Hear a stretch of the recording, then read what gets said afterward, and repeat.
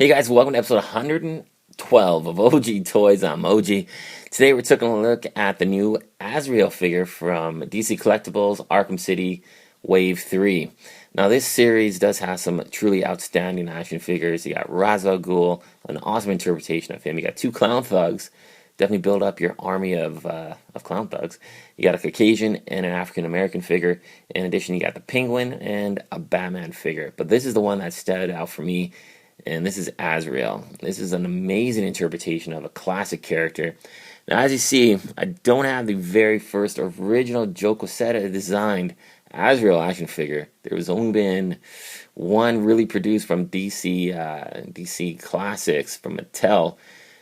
Don't have that figure, but I do have the figure that was from Batman Reborn. It came out probably about a year and a half ago. And this is a stark variant, a difference between these two characters. And of course, they're both Azrael.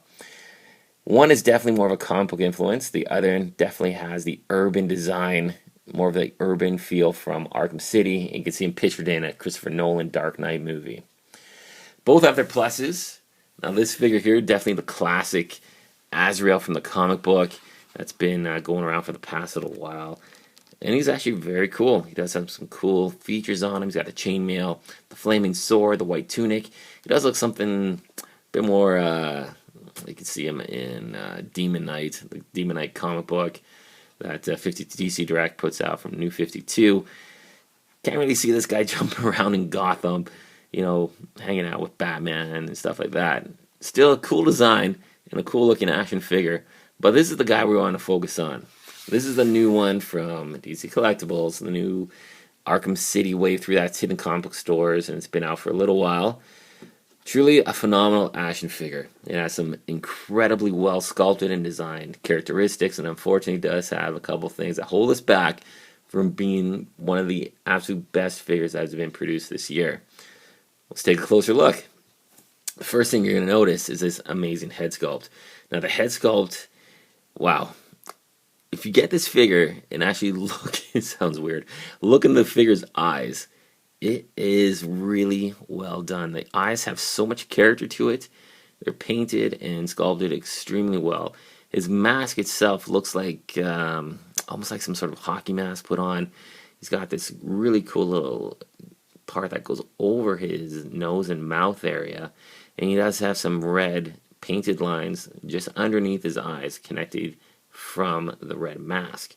He does have this very cool red hood, which is a soft rubber material, and it doesn't impede his articulation whatsoever. Now the rest of his design is very interesting. He's got this white tunic with a red cross painted onto his chest, and it looks like it's painted with blood. Like, it just looks like splatters, and he's got rips and tears in his costume, and it just looks really cool. And you can tell this guy's been through a heck of a lot of fights and battles. His articulation as well is quite cool. We're going to get to that in a second, but I want to focus more on the gauntlets. You can see here the gauntlets have tons of sculpted little glyphs and really nice detailed work there, and of course on his shoulder pad as well.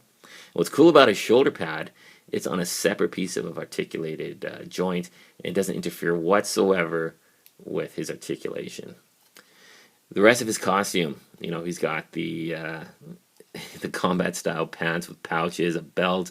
He's got a bunch of grenades. He's got these knee pads that you see like a motocross guy would have.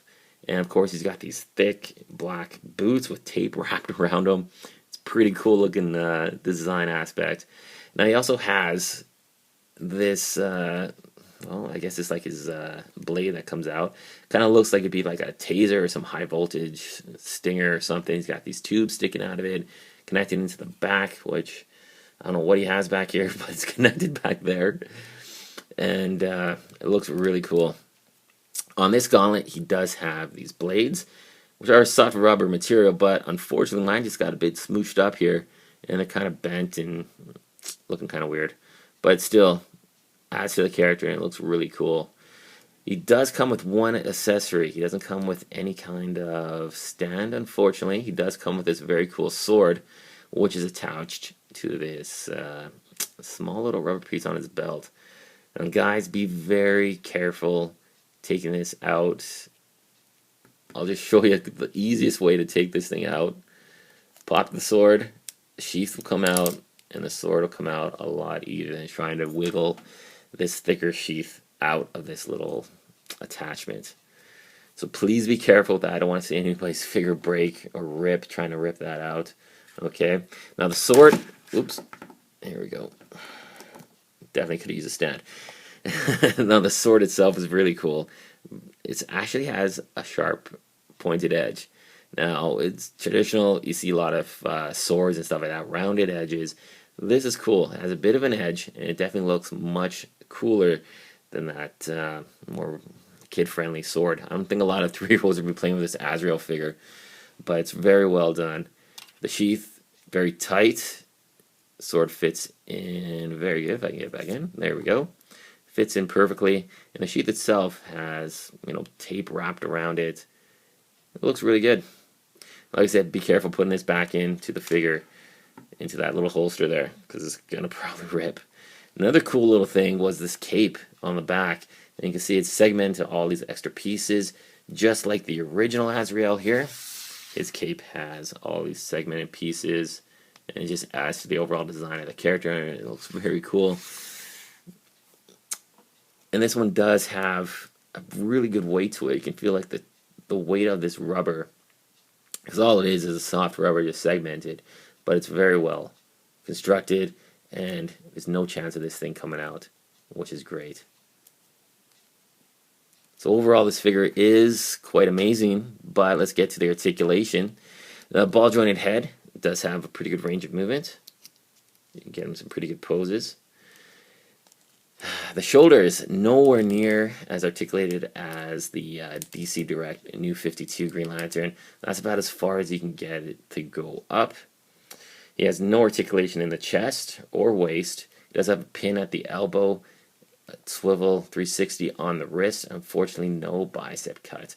If this figure had a bicep cut, it would definitely help out his articulation and just give more dramatic ability to pose. He does have very limited articulation in the leg. That is literally as far as it'll go up without really putting any more undue stress on it. He does have a pin at the knee. He has 360 on the on the ankle as well. But this figure is definitely going to be a standout on your Arkham Asylum shelf. He is a phenomenal figure. Sword does fit perfectly into his hand.